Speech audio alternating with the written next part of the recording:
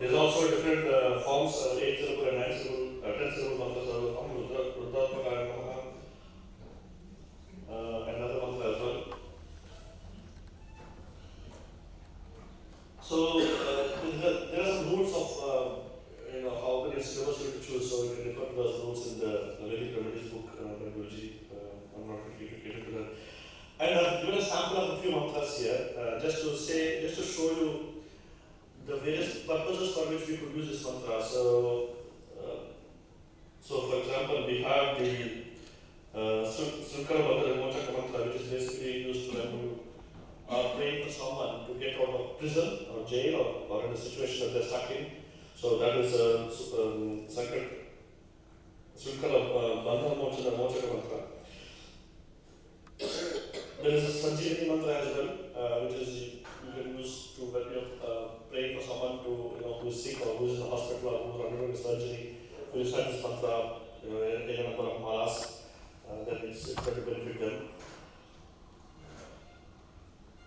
The other mantra, one of the important mantras is the fourth one, the top, the fifth one, the top. So Om, Srim, Hrim, Klim, Harimarkana Markataya Swaha. This is you can use this very commonly on a daily basis. You can use this. This is very powerful mantra.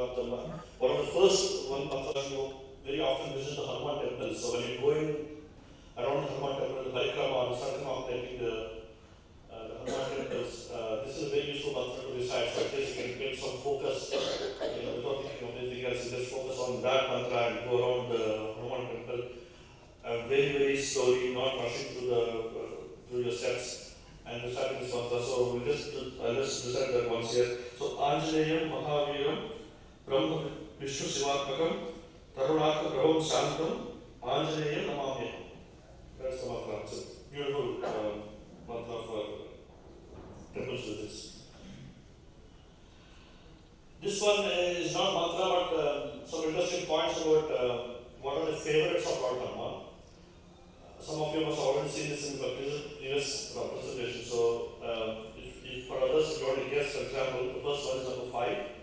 So, 5 is the number that Lord Hanumān likes. So for example, how do you use it? So, if you are, for example, making some prasad on a Dharma Puja, then you make 5 types of prasad.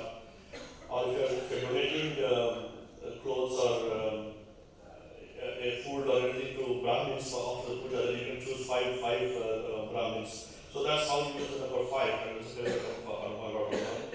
Bananas are favorites of Hanumān, and what you see in the green oval is actually the plantain farm. So Kadaliyamana is the Sanskrit words, or Rambhavadi, those are the Sanskrit words defining the plantain farm. So plantain farms most commonly found in South India, in Kerala and Andhra coast regions. So the plantain farms are favorites of Lord Hanumān because he resides there, and if you pray to Lord Hanumān in the plantain farm, it is supposed to multiply the effect of the mantras and the prayers.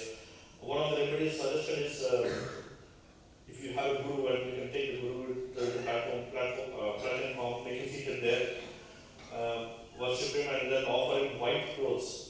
So one of the last ones there, the white clothes is actually indicative of the color that Lord Hanumān likes. White is the color that he likes. The other things that you can see, Lord Hanumān likes is the sindoor, as you can see. And on the right hand side, you see 2 other interesting things. One is the vada that we use in the South India, which is we dedicate Lord Hanumān's idols, which is the vada mala. It's very common. The equivalent of that in the North India is the jalebi, the mala of jalebi. The common thing here is that, the background is that historically South India produced because of the sea shores that are around, the sea coastline that we have in South India. Because of that, the salt was abundantly available, and hence the dish made with salt is the vada. But in the north side, so we have more sugarcane based cultivation. So the sugar, the sweet, the offering with the sugar-based sweet like the jalebi was more commonly used. But the common thing between these 2 things is the urad dal that we use as a main ingredient. And urad dal is supposed to be a good remedy for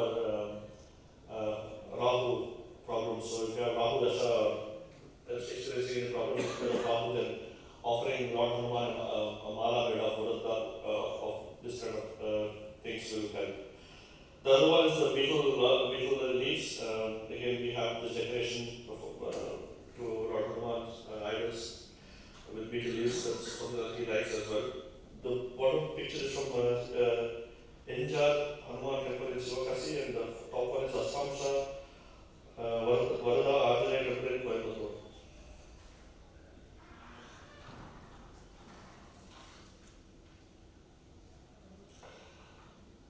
So the other parts of Hanumān Mantra is Pancharatra Mala is by Adi Shankaracharya. We don't need to that, but you can decide that it's another way of praising Lord Hanuman. Pancharatra Mala by Adi Shankaracharya.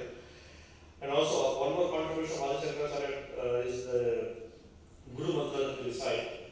And as part of that, there's a section called Jnananjana Shalakaya. I think one commentator made his comment that he was indirectly referring to Lord Hanuman, because Jnananjana, praying Lord Hanuman to provide the Jnana.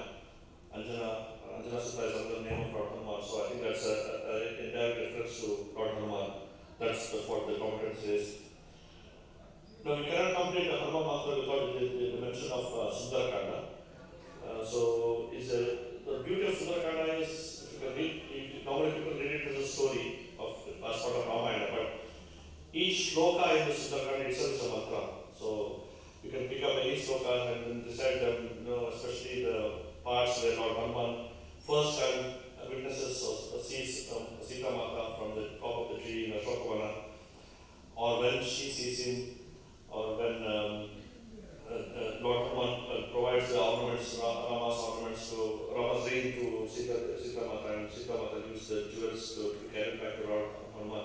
So those particular points in the Sundarakanda are very, very important point. And even when you're reading the Sundarakanda, you come to that point, you give Bharati and you break a coconut at those points. So that's how you recite Sundarakanda. But before reciting Sundarakanda, there's also a good mantra that you can recite.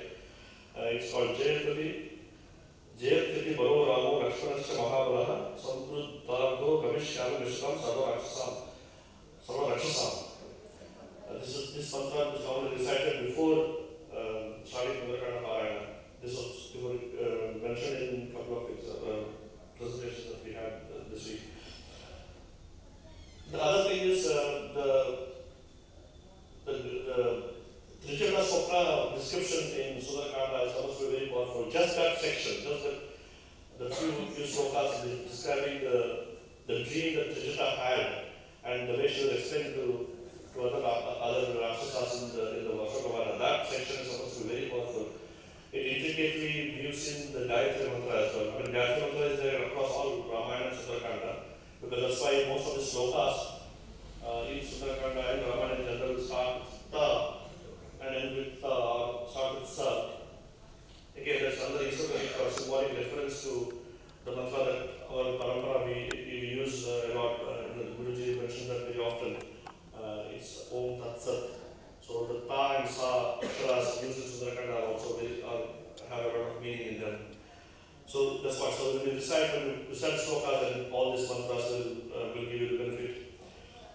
Another one, the other mantra at the bottom, which was mentioned by many others as well, Namastu Ramaya Lakshmanaya. That's a very beautiful mantra that you can use when you're starting to do something, when you're about to perform a particular task, and you want the benefit of Lord Hanuman, then you can start that.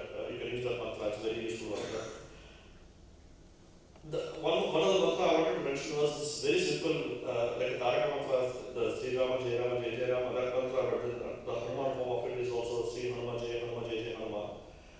But what I do is, so you just recite Sri Hanuma Jai Hanuma Jai Jai Hanuma 4 times, followed by Sri Rama Jai Rama Jai Jai Rama 3 times.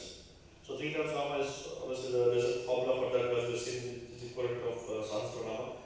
But the 4 times of Lord Hanuman is supposed to be, so when you say Sri Hanuma Jai Hanuma Jai Jai Hanuma, in one line, how many times you are mentioning Lord Hanuman's name? 3 times. So 4 times will make it 12 times. So the 12, you'll remember Lord Hanuman 12 times that this happened. So that's very beautiful. So that's 7 lines. So 4 times Lord Hanuman and 3 times Lord Rama. So that will be very useful mantra as well. I teach it to my children, my kids, and especially for 10 children, very simple to decide when they go to school or they have exams and stuff like that. So it's also very, very powerful.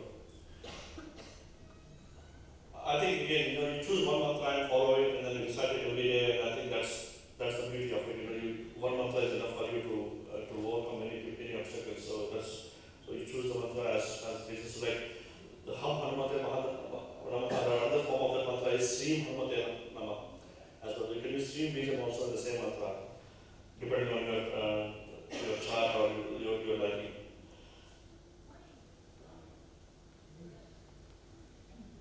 The next one is Hanumān mantra in Vedas and Upanishads. This is a very interesting Ignasya Devam Rutvajam Hotaram Dhatavam. So this shloka in the Rig Veda is actually meant to praise Agni, Lord Agni. But someone has taken the principle Upanishad, Vayo Agni, which means that Agni is none but the Hanumān, because the Yajna is the task that Hanumān took on himself to establish a friendship between Ram. This shloka, if you read this again, you'll see the power of, you'll see the mention of Lord Hanumān in that shloka. So it's a very interesting way of thinking of Hanumān through the Rig Veda shlokas as well. And another reference is the Ramakrishna Upanishad. This is supposed to be Lord Hanumān mentioning about Rama to various people like Sugriva and Sanaka and other sages. And then he says Rama Eva Parabrahmam. That slokam tells you what Hanumān believed as the main tattva of Rama. He is the Parabrahmam. That's what Hanumān says. So that sloka is also very nice to think of and recite. There is among Anjaneya forms, there is a Nama Avatar Anjaneya. There is a slokam that recites the Nama Avatars of Anjaneya. So I'll leave you to read it. This is about 9 avatars of Anjaneya Swami. There are temples in South India, again in my state, where this Nama Avatar Anjaneya has been established and puja is performed to all of those forms of Anjaneya. This is again according to Parasara Samhita. Now here is one Jyotish reference I would like to bring to your notice towards the end. You can see, we discussed this earlier. Some of you might already know this. So the Veda Murti is supposed to be the deity associated with the Vedas. They do not have a human head. So those are the Veda Murtis, and the knowledge comes from the mouth. And they are, so there are 5 Veda Murtis for each of the tattvas. And each of you will have a Veda Murti that you should pray, and that is dependent on your D60.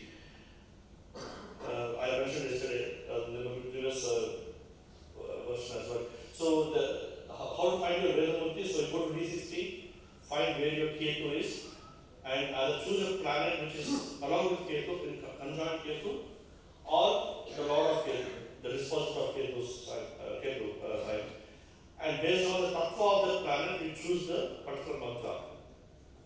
So, for example, the first one, this spiritual tattva, then we pray Nandi Mukha Siddhirastu.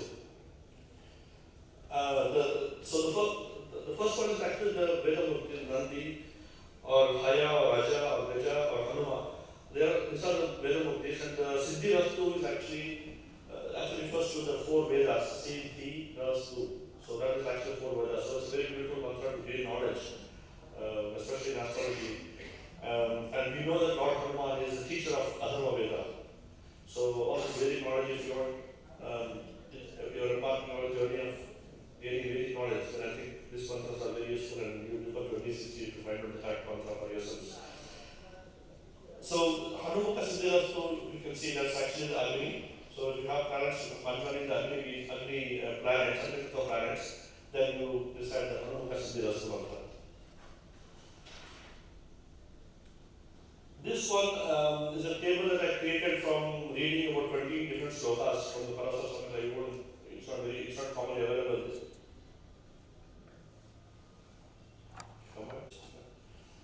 So this table describes the various auspicious days on which Lord Hanumān was worshipped by various people and the benefits they got out of that.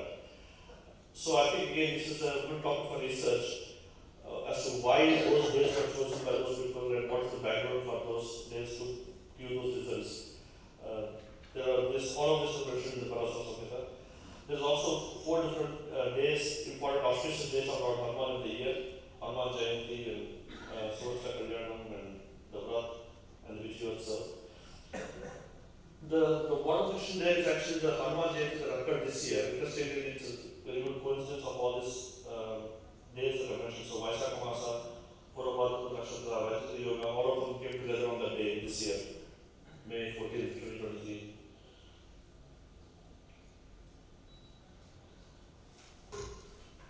So some of the interesting points from Parasara Samhita.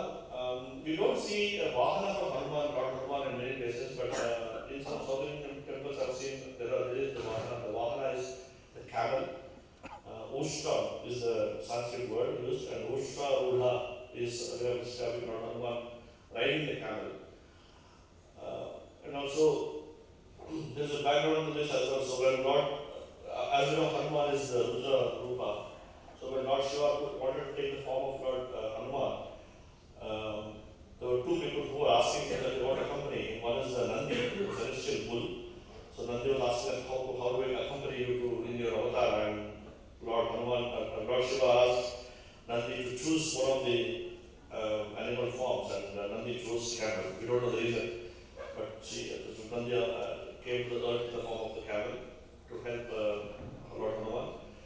And Parvati Durga Mata also said that I also want to accompany you, and Lord Hanumān said that the only way you can accompany me is through in the form of my tail. So the tail of Lord Hanumān is supposed to be very pious and powerful as well, because it represents the Devata Mata Parvati. And praying to the tail itself is supposed to be a very good remedy. I mentioned one particular remedy, it's very, very powerful. I've been seeing people doing it and benefiting from it. You have to do it for 40 days. What you do is you take a picture of Lord Hanumān with the tail, with an unobstructed view of the tail. From the body to the end of the tail, you should see the entire part of the tail. And then you start on the Tuesday or the Saturday and take the tilak and anoint the picture of Lord Hanumān with the tilak, starting from the body and then going up the tail for 20 days, 1 tilak every day. And then coming back the tail, down the tail, again 1 tilak every day for 20 more days, so it's 40 days. And you complete that, and then while doing that on a daily basis, you also recite any good Hanumān mantra that you like, or even Hanumān Chalisa is also fine. If you are more interested, there's a special prayer called Vala Puja, Puja Stotram. Vala Stotram it's called. It's available on the internet, Vala Stotram. So if you recite that also, it's very useful, and you like health issues or job or whatever you have, you can use that, and it's a very powerful way of solving your problems. There are also some cities mentioned in the Parasara Samhita. The names of these cities by themselves are, uttering those names is also a mantra in a way. Those city names are mentioned in my slides, so you can go through that. I'm skipping some parts because this is a shorter version of my previous presentation. So Lord Hanumān is the Sampurna Rudra Rupa, so he is present in 4 yugas, as you can see in the Chalisa, Yuga Sahasra, Charo Yuga Pratap Tumhara. Charo Yuga Pratap Tumhara is a line that describes Lord Hanumān's presence in all the 4 yugas.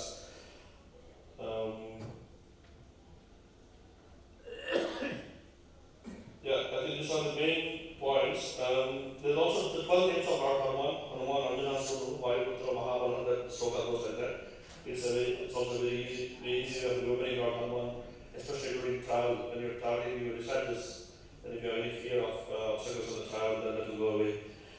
We mentioned, this is the last part is an interesting occurrence in that I wanted to highlight how Guruji's intuition, as I said yesterday, his Guru speaks to him, and how that affects us, as we are part of the parampara.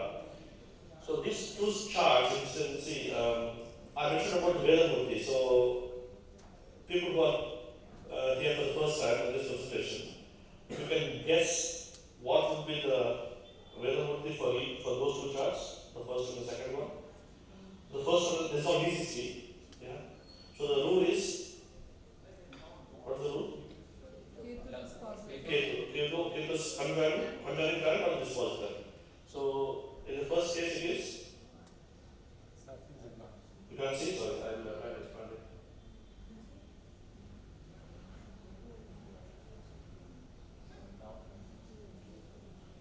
Yeah, can you see now?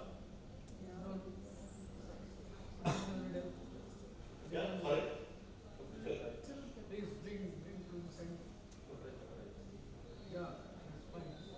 Okay, yeah. So in the first chart it is Ketu with Mars. So Mars is Agni. So the mantra is Hanumān Siddhirastu. And the second chart it is Ketu with Sun, again Agni planet. The mantra is also Hanumān Siddhirastu. So what happened